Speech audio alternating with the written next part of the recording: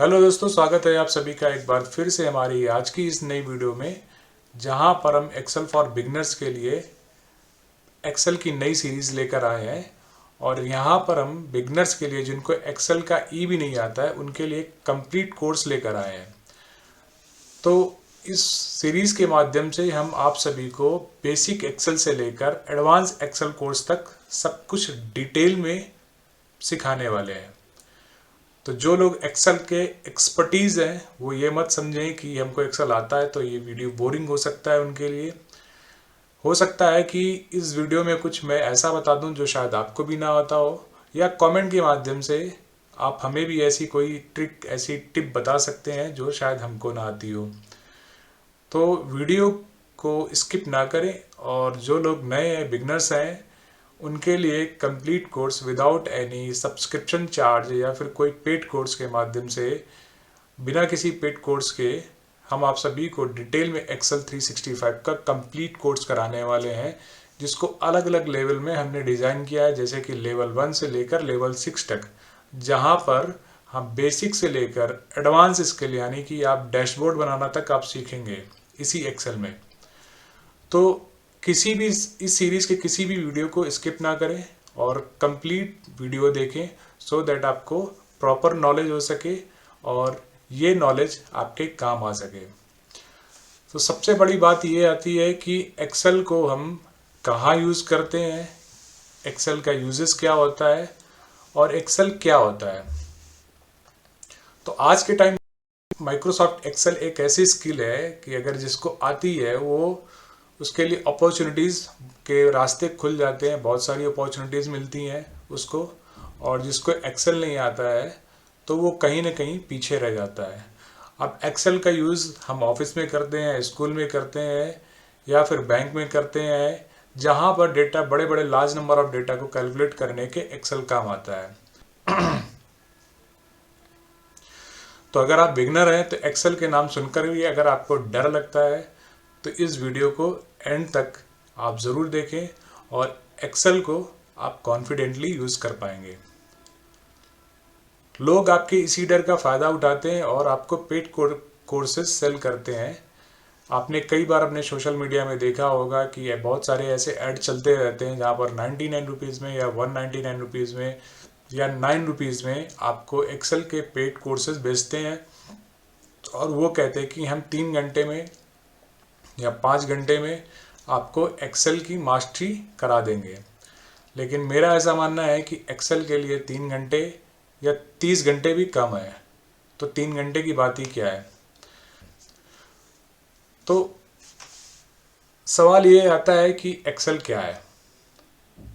अब Excel Microsoft का एक ऐसा सॉफ्टवेयर है जिसके माध्यम से हम डेटा को लिखने का, कैलकुलेट करने का और एनालाइज करने का काम करते हैं, जहाँ पर लार्ज नंबर ऑफ डेटा होता है, जहाँ पर कैलकुलेशंस बड़ी टिपिकल होती हैं, जो कैलकुलेशंस हम इजीली नहीं कर पाते हैं या कैलकुलेटर के माध्यम से नहीं कर पाते, वहाँ पर हम माइक्रोसॉफ्ट एक्सेल की मदद से चुटकियों में वो कैलकुलेशन कर देते हैं। अब इस एक्सेल का यूज़ ऑफिसेस में किया जाता है, बैंक में किया जाता है, किसी भी कंपनी की सेल रिपोर्ट बनाने के लिए, किसी भी टाइप के डेटा को मेंटेन करने के लिए, जैसे कि स्टॉक मार्केट डेटा का हो गया, या बैंक की एमआईएस हो गई, या स्टूडेंट की मार्क्स की अपडेशन लिस्ट हो गई। इस तरीके के हम जो डेटा तैयार करते हैं वो सारे माइक्रोसॉफ्ट एक्सेल में करते हैं। तो इसी एक्सेल को समझने के लिए चलते हैं हमारी स्क्रीन पे, और स्क्रीन पर हम आपको दिखाते हैं कि माइक्रोसॉफ्ट एक्सेल क्या होता है और कैसे इसका यूज़ करते हैं। एक एक टाइप को बड़ी बारीकी से समझेंगे, एक एक ऑप्शन को बड़ी डिटेल में समझेंगे, सो दैट आपको कहीं कोई कन्फ्यूज़न ना रहे। और अगर ऐसा कोई कन्फ्यूज़न रहता है तो कमेंट के माध्यम से आप हमें बता सकते हैं, हमसे पूछ सकते हैं, ताकि हम उसको प्रॉपर रिप्लाई कर सकें, रिस्पॉन्ड कर सकें और आपका कन्फ्यूज़न दूर कर सकें। हमारी कोशिश ये है कि हम बिना किसी चार्ज के, बिना किसी पेड कोर्स के, हम आपको माइक्रोसॉफ्ट एक्सेल का मास्टरी कोर्स करा दें। तो मैं अपनी स्क्रीन रिकॉर्डर को ऑन कर लेता हूँ और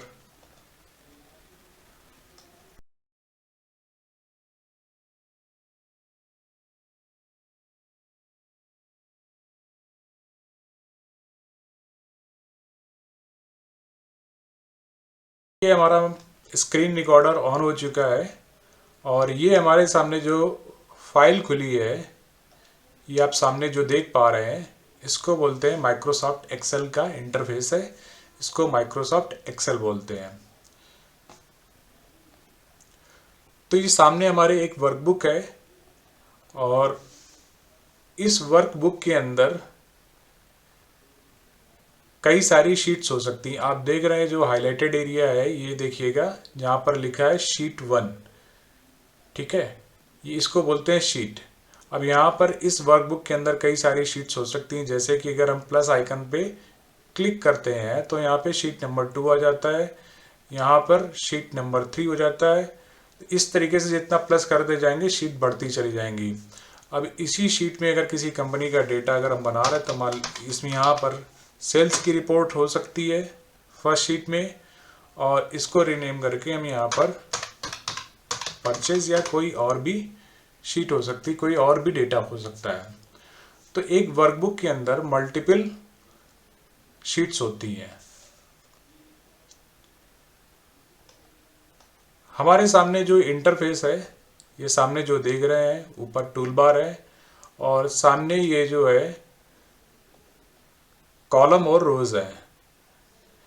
अब ये जो आप देख पा रहे हैं ए बी सी डी, जो ये ग्रीन हाईलाइटेड एरिया जहाँ पर ये हमारा कर्सर है, ठीक है, जहाँ पर ग्रीन बॉर्डर दिख रहा है, इसको बोलते हैं सेल। ऊपर नंबर है जहाँ पर देखिएगा, जहाँ पर ग्रीन हाईलाइटेड एरिया है वहाँ पर ऊपर सी लिखा हुआ है, यहाँ पर डी है, ई है, एफ है, जी है। इस तरीके से यहाँ पर कॉलम नंबर दिए हैं और साथ में यहाँ पर अगर आप एरो के पास देख रहे होंगे तो 1 2 3 4 5 करके लेफ्ट हैंड साइड में नीचे तक रोज दिए हैं। तो हमारी जो खड़ी खड़ी लाइनें हैं ए बी सी डी, इस तरीके जो हाईलाइटेड कॉलम्स हैं इनको कॉलम बोलते हैं, जो खड़ी लाइनें हैं। और जो ये हमारी सीधी पड़ी हुई लाइनें हैं जो ये दिख रहे हैं नंबर्स में दिख रहे हैं, इनको हम रोज बोलते हैं। और इन जहाँ पर रोज और कॉलम मिलते हैं उसको हम सेल नंबर बोलते हैं। जैसे कि आपको ये जो जहाँ पर कर्सर दिख रहा है, जहाँ पर ये ग्रीन हाईलाइटेड एरिया है, वहाँ पर A2 दिख रहा है। ए नंबर का कॉलम है और 2 नंबर की रो है, तो इसको बोलते हैं A2। ये B2, C2, C3, C4, D5, D6, D7, इस तरीके से ये हमारे सेल नंबर होते हैं।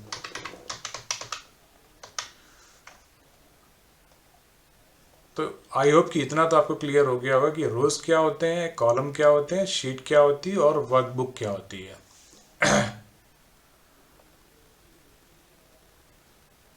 ऊपर की तरफ आप अगर आप देखेंगे तो एक ये एक्स का सिंबल बना हुआ है जहाँ पर हमारा माउस का कर्सर है, आप ये देखिएगा। ये एक्सेल को माइक्रोसॉफ्ट एक्सेल का लोगो है, यहाँ पर ये रिप्रेजेंट कर रहा है कि एक्सेल पे आप काम कर रहे हैं। और ये एक छोटा सा फ्लॉपी डिस्क टाइप का आइकन बना हुआ है, देखेंगे तो उसके नीचे जब हम उसके ऊपर जब हम थोड़ा सा कर्सर को रखते हैं तो नीचे लिखा हुआ है सेव और ब्रैकेट में Ctrl+S। ये एक शॉर्टकट की है जो हम वर्कबुक को काम करने के बाद सेव करते हैं। यहाँ पर जिस लोकल एरिया में जिस लोकल करते हैं वो उसकी लोकेशन बताता है और इसको सेव करता है। सबसे ऊपर ये देखिएगा सर्च बार है, यहाँ पर हम कोई अगर ऑप्शन ढूंढ रहे हैं, हमको नहीं मिल पा रहा है, तो यहाँ से हम डायरेक्टली इसको सर्च कर सकते हैं। अब ये देखिएगा फाइल यहाँ पर लिखा हुआ है, file, home, insert, draw, page layout, formulas, data, review, view, help और एक्रोबैट, ये हमारे सारे टैब्स हैं, यानी कि मेन्यू है। तो फाइल मेन्यू के अंदर अगर जाएंगे, इस पर क्लिक करेंगे तो इसमें कई सारे ऑप्शंस दिखते हैं। जैसे यहाँ पर आपको होम दिख रहा है, न्यू दिख रहा है। होम का अगर होम पे क्लिक करेंगे तो होम का मतलब ये है कि हमारा जो ये जब हम एक्सेल को ओपन करते हैं तो ये जो इंटरफेस खुल के आता है ये होम है, जहाँ पे ये सारे टूल बार आ रहे हैं, छोटे छोटे आइकन्स दिख रहे हैं, ठीक है, ऊपर सारे जो है मेन्यूज दिख रहे हैं। तो फाइल पे क्लिक करने के बाद हमने होम आपको बताया, और न्यू का मतलब ये होता है कि न्यू पर अगर क्लिक करते हैं तो ये हमको ऑप्शन देता है कि आप कोई ब्लैंक वर्कबुक क्रिएट करना चाहते हैं या आप किसी टाइप का कोई टेम्पलेट उठाना चाहते हैं, वहाँ से ब्लैंक वर्कबुक पे काम करना चाहते हैं। जैसे कि मैं आपको बताता हूँ। अब हमको काम करना है, एक नई ब्लैंक वर्कबुक लेनी है, तो यहाँ से हम डायरेक्टली ब्लैंक वर्कबुक पे क्लिक करके एक ब्लैंक वर्कबुक ले सकते हैं। तो हमारी दूसरी फाइल खुल जाएगी। जैसे कि एक ये खुली हुई है, इस पर हमने क्रिएट किया तो दूसरी खुल गई। अब यहाँ पर आप देखिएगा बुक नंबर 1 और बुक नंबर 2 दिख रहा है। तो बुक नंबर 2 अभी मैंने जस्ट न्यू ब्लैंक वर्कबुक पे क्लिक करके उसको ओपन किया है।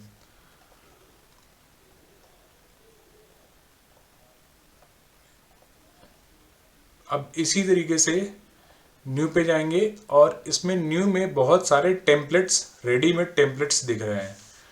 टेम्पलेट्स का मतलब है कि ये कुछ ऐसी डिजाइन्स दिख रही हैं जो पहले से क्रिएट की हुई माइक्रोसॉफ्ट ने आपको अपनी तरफ से दी हैं, कि कुछ इस तरीके के अगर आप काम करना चाहते हैं,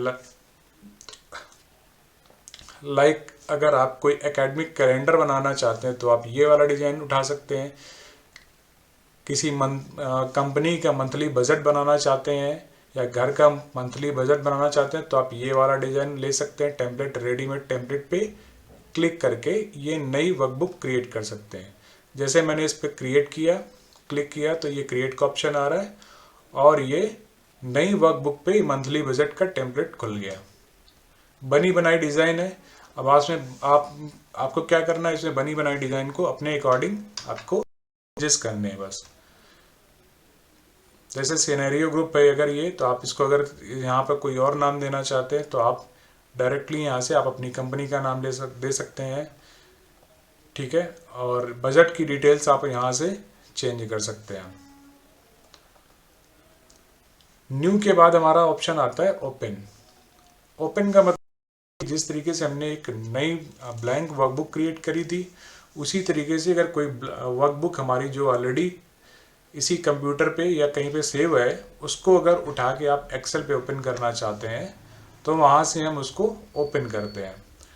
मान लीजिए हमारे पास कोई फाइल खुली है, तो हम अगर यहाँ पर लेके आना चाहते हैं, इसको ओपन करना चाहते हैं, तो एक्सेल की ये कई सारी फाइल्स हमारे पास जो पड़ी हुई हैं, ठीक है, इनको अगर ओपन करना चाहते हैं तो यहाँ पे अगर जब ओपन पे क्लिक करेंगे तो browse this PC, add a place करके तीन ऑप्शंस आ रहे हैं। दिस पीसी मतलब यानी लोकल पीसी पे जो आपका डेटा सेव है, एक्सेल की फाइल सेव है, वो सारी दिख जाएंगी। ब्राउज यानी आप कोई लोकेशन ब्राउज करके अगर आप खोलना चाह रहे हैं कि फाइल आपकी कहाँ पड़ी, वहाँ से अगर उठा के लाना चाह रहे हैं तो वहाँ से उठा के यहाँ पर ओपन कर सकते हैं। ऐड ए प्लेस का मतलब है कि अगर किसी नेटवर्क एरिया में पड़ी है, किसी नेटवर्क कंप्यूटर में पड़ी है, तो वहाँ से कोई फाइल अगर लेना चाह रहे हैं तो वहाँ से आप इसको ओपन कर सकते हैं, अपने सिस्टम पर इसको खोल सकते हैं। तो जिस तरीके से हमने न्यू वर्कबुक ओपन करी थी, उसी तरीके से हमारे पास जो डिटेल है, जैसे मान लीजिए हमारे पास कोई सैम्पल मैसिव सेल्स डाटा है और इसको हमने यहाँ पर ओपन किया, देखिए तो यहाँ पर हमारा ये मैसिव डाटा ओपन हो गया, ठीक है। तो ये हमारे तीन ऑप्शन हो गए, होम, न्यू और ओपन। चौथा ऑप्शन हमारा है इन्फो। इन्फो में क्या रहता है कि हमारे इस सिस्टम की डिटेल रहती है, एक्सेल के वर्जन की डिटेल रह सकती है यहाँ पर, और कौन इसको यूज़ कर रहा है, प्रॉपर्टीज़ में वो सारी चीज़ें यहाँ पर शो होती हैं। इसके अलावा वर्कबुक हमारी प्रोटेक्टेड है कि नॉन प्रोटेक्टेड है, मतलब उसमें कोई पासवर्ड तो नहीं लगा है, कोई इसमें इशू तो नहीं आ रहा है, वो सारी चीज़ें यहाँ पे चेक हो सकती हैं। वो आपको इस पर्टिकुलर वर्कबुक के बारे में इंफॉर्मेशन प्रोवाइड कर रहा है, तो इन्फो में वो सारी डिटेल्स होती हैं। जैसे अगर ये फाइल प्रोटेक्टेड होती तो यहाँ यहाँ पर प्रॉपर्टीज़ में हमको दिख जाता, ठीक है। अगर प्रोटेक्ट करना चाहें तो प्रोटेक्ट वर्कबुक में क्लिक करके और आप इसको पासवर्ड लगाकर इसको प्रोटेक्ट कर सकते हैं, सो दैट कि आपकी कोई और यूज़र आपकी ये फाइल ना खोल पाए। किसने इस फाइल को एडिट किया, क्या किया, ये सारी डिटेल यहाँ पर दिख रही है। नेक्स्ट हमारा ऑप्शन है सेव। तो सेव में क्या करते हैं कि जब भी हमने किसी डेटा पे काम किया, मान लीजिए हमने ये एक हमने शीट बनाई है, मंथली बजट ट्रैकर बनाया है, और इस मंथली बजट ट्रैकर को हमारा काम जो हमने बनाया है इसको सेव करना है, क्योंकि हम सेव नहीं करेंगे तो ये डेटा इरेज हो जाएगा, चला जाएगा। तो इसलिए इसको हम सबसे पहले क्या करेंगे, अपने कंप्यूटर पे इसको सेव कर ले, सो दैट हमारा ये डेटा जो हमने काम किया है वो डिलीट ना होने पाए। तो दिस पीसी में कर सकते हैं, ब्राउज में कर सकते हैं, ऐड ए प्लेस में कर सकते हैं, या फिर वन ड्राइव में यानी क्लाउड पे आप अपना डेटा सेव कर सकते हैं। सिमिलरली सेव एज का ऑप्शन आता है। सेव एज का ऑप्शन तभी काम करेगा जब पहले आप अपनी फाइल को सेव कर लेते हैं, यानी कि अपने कंप्यूटर पे आपने उस डेटा को सेव कर लिया और सेव एज के माध्यम से उस फाइल को डुप्लीकेट पाथ दे रहे हैं या फिर कहीं और सेव कर रहे हैं, उसका पाथ चेंज कर रहे हैं, तो तब हमारा सेव एज का ऑप्शन काम करता है। जैसे कि मैं करके दिखाता हूँ। तो सबसे पहले हमने इसको सेव किया, हम डेस्कटॉप पे ही सेव कर लेते हैं, मंथली कंपनी बजट के नाम से सेव कर लिया।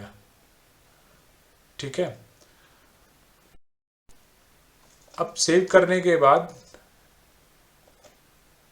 डेस्कटॉप पे हमने सेव किया था और हम चाहते हैं कि डेस्कटॉप से हटाकर इसको वन ड्राइव पे कर दें, या फिर इसको दिस पीसी में किसी जो है डेस्कटॉप या डाउनलोड्स में कर दें, या फिर डॉक्यूमेंट में कर दें, या किसी और के नाम से किसी एक फोल्डर के अंदर करना चाहें तो वहाँ पर इसको सेव एज कर सकते हैं। तो हमारी डुप्लीकेट कॉपी वहाँ पर सेव हो जाएगी। स्टार्टिंग में मैंने एक आइकन दिखाया था, ये वाला, ये देखिए यहाँ पर सेव का आइकन आ रहा है, शॉर्टकट आ रहा है यहाँ पर। तो जो हम यहाँ पर सेव कर रहे थे इस फाइल को, डायरेक्टली यहाँ पर क्लिक करने के बाद हम यहीं से सेव कर सकते हैं इसको।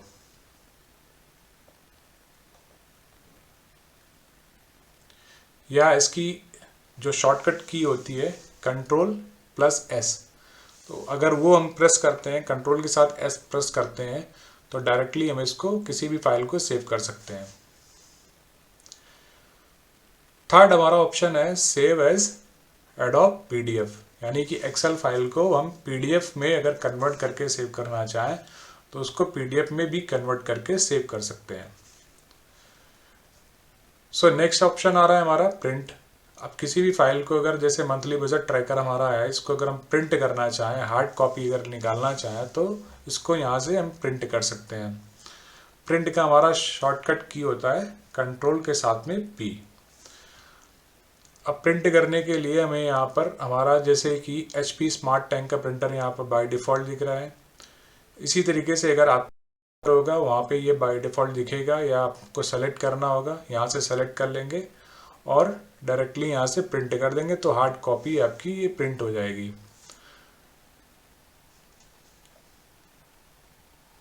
यहाँ से आप अपने प्रिंटर की प्रॉपर्टी चेंज कर,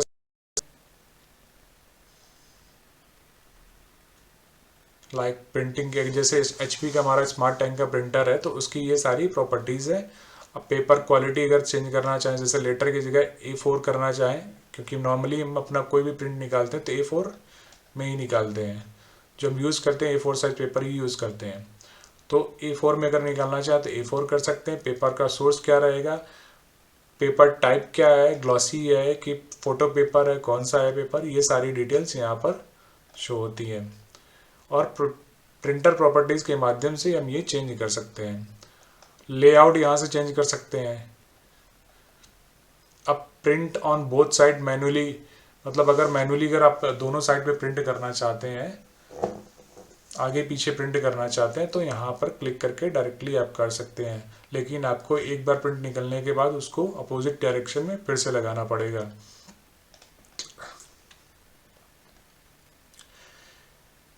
नीचे है सेटिंग्स। सेटिंग्स में आपको ये यहाँ से चेंज कर सकते हैं। प्रिंट एक्टिव शीट, जो हमारी एक्टिव शीट है यानी कि शीट नंबर 1, उसको अगर आप प्रिंट करना चाहते हैं तो वो प्रिंट एक्टिव शीट में यहाँ पे दिखेगा। इंटायर वर्कबुक का प्रिंट अगर लेना चाहते हैं तो इंटायर वर्कबुक का प्रिंट यहाँ से ले सकते हैं, या फिर कोई सेलेक्टेड एरिया का प्रिंट आप लेना चाहते हैं तो प्रिंट सिलेक्शन में आप कर सकते हैं। इसके बाद जो प्रिंटर प्रॉपर्टीज़ में हमने ऑप्शन देखा था बोथ साइड प्रिंटिंग का, उसी तरीके का ये ऑप्शन है, सेम ऑप्शन है, print one sided, print both sided, है ना, print on both sides and print on both sides. तो आप इस तरीके से ये शॉर्ट एज में है, फ्लिप करके आप लगाना चाहें वो इस तरीके का है, और ये लॉन्ग एज में है। तो यहाँ से आप ऑप्शन अपने अकॉर्डिंग चूज कर सकते हैं और प्रिंट ले सकते हैं। कोलेटेड में अगर 1 2 शीट नंबर 1 2 3 4 5 का अगर एक साथ कोलेट करके आप लेना चाहते हैं तो वहाँ से यहाँ से आप सेलेक्ट करके ले सकते हैं। कोलेटेड अनकोलेटेड ये सारे ऑप्शंस यहाँ पे दिख रहे हैं। ओरिएंटेशन में हम अपने प्रिंटर का पेपर का ओरिएंटेशन सेलेक्ट करते हैं। जैसे ये पोर्ट्रेट साइज़ है आप देख रहे हैं, और ये लैंडस्केप साइज़ है। मोटी भाषा में बात करें तो सीधा खड़ा पेपर पोर्ट्रेट होता है, और तिरछा पड़ा हुआ वर्ड पेपर मतलब सीधा पड़ा हुआ पेपर लैंडस्केप होता है। ठीक है,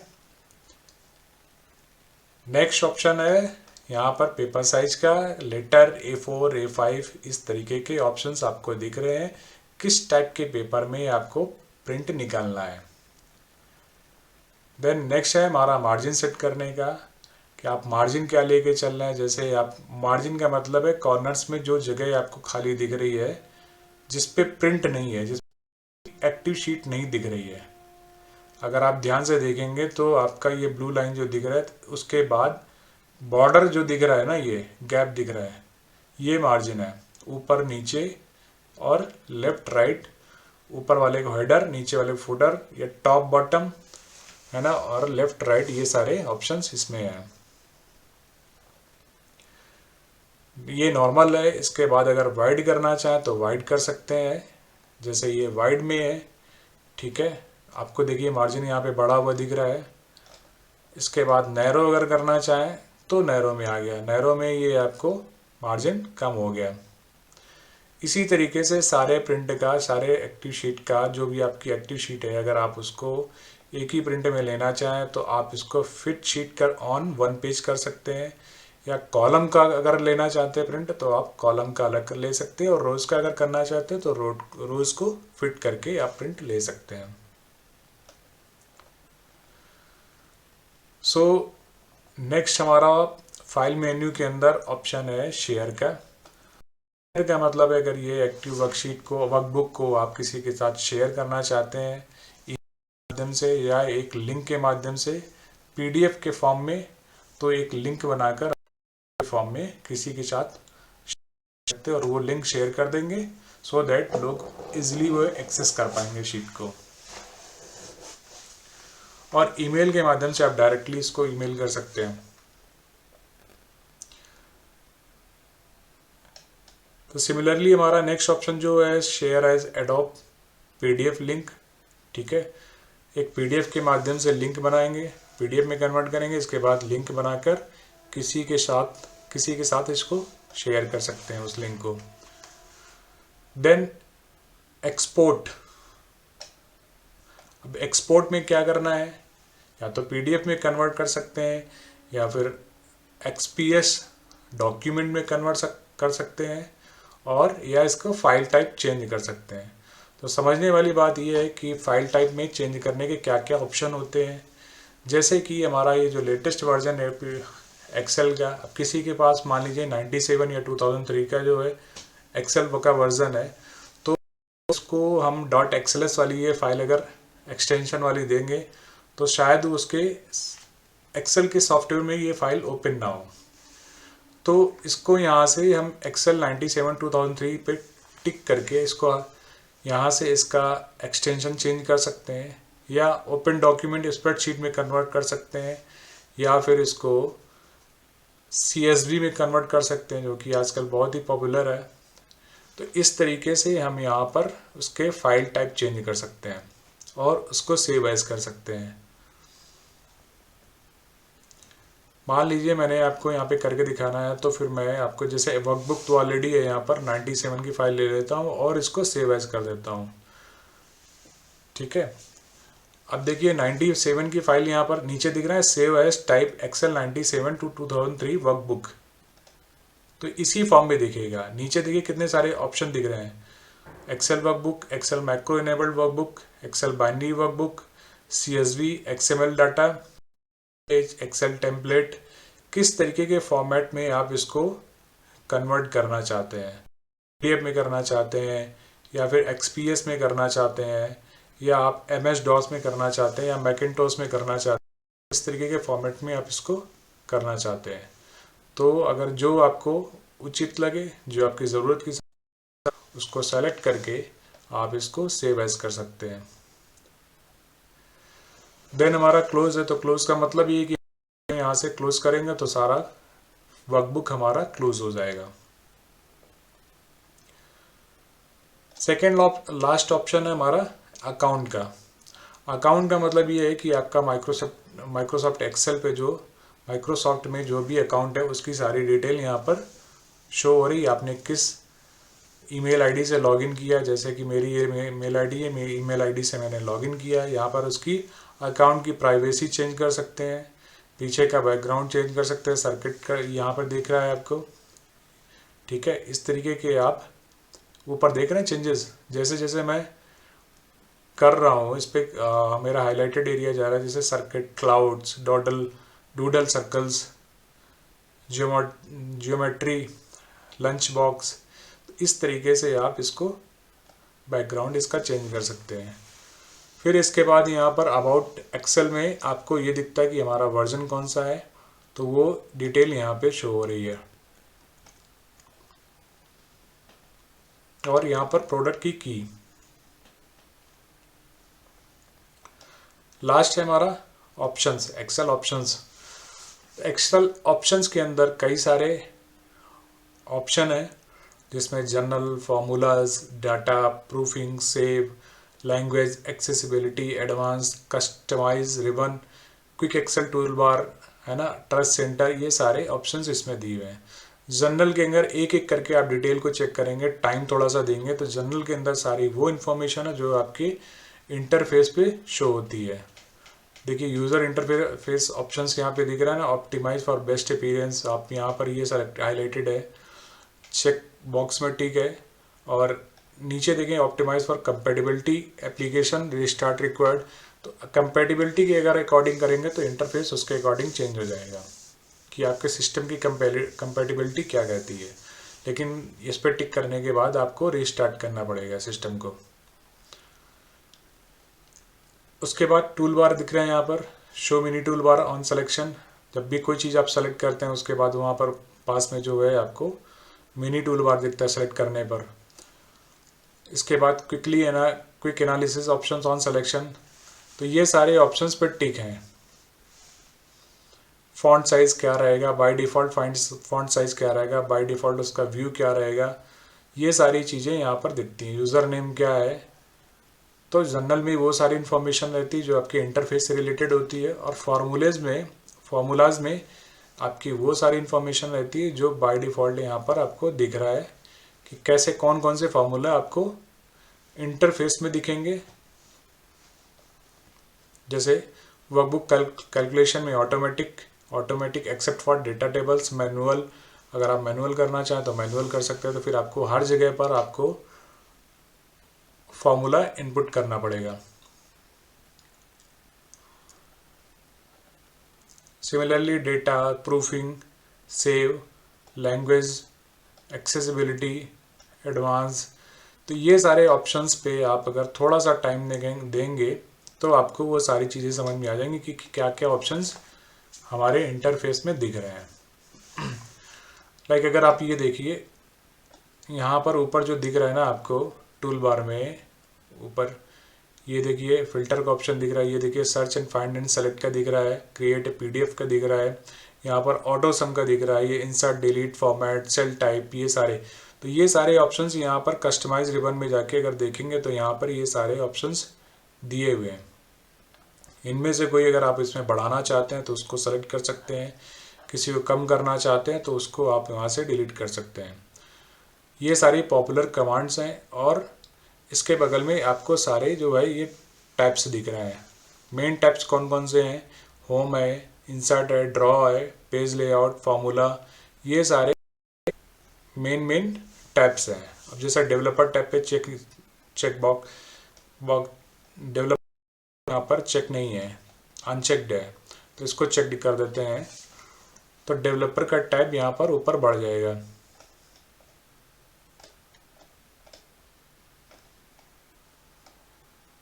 देखिए डेवलपर टैब आ गया यहाँ से। तो ये सारे ऑप्शंस आपको जब फाइल टैब में जाएंगे तो फाइल के अंदर ऑप्शंस में ये सारे ऑप्शंस दिखेंगे। तो आज की वीडियो में सिर्फ फाइल टैब के बारे में हमने सीखा है।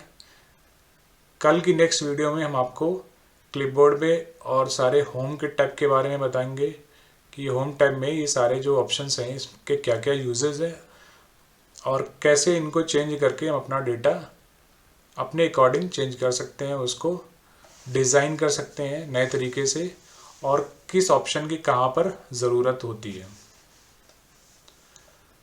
वीडियो अगर पसंद आए तो प्लीज़ लाइक करिएगा और अपने कॉर्पोरेट दोस्तों के साथ में जो एक्सेल पे काम करते हो, जो एक्सेल सीखना चाहते हो या जो बिगनर्स हों, उनके साथ आप शेयर करिएगा सो दैट वो भी फ्री में सारे इस कंप्लीट कोर्स को सीख सकें। और लाइक और सब्सक्राइब करना ना भूलिएगा। Thank you.